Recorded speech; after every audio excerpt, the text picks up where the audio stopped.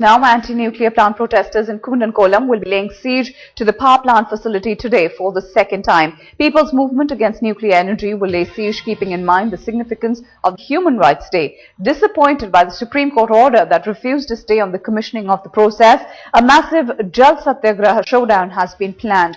The activists on the 8th of October laid a similar siege to the site, pressing for their demands.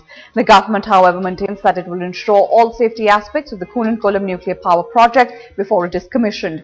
Minister of State in the PMO, V. Narayanasamy, said on Sunday that the safety of the plant was of utmost importance. The regulatory board had granted permission to load fuel in the first unit on August 10th.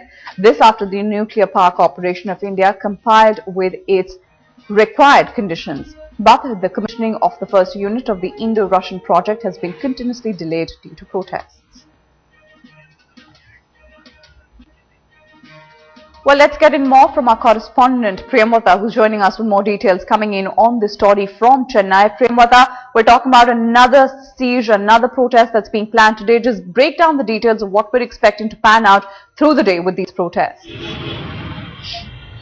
Well, there are going to be two types of protests today in Kudankulam and Irindakarai. First is going to be a sea siege in which more than 2,000 protesters, fishermen in the area are expected to get into the sea and go near the plant. Remember, this is similar to the sea siege that happened few months ago. So they are planning to do the same thing, demanding the government to scrap the project immediately because the work at the reactor 1 is going at a really fast pace. And recently also Minister of PMO Narayanasamy had said that the plant will become functional by this month end.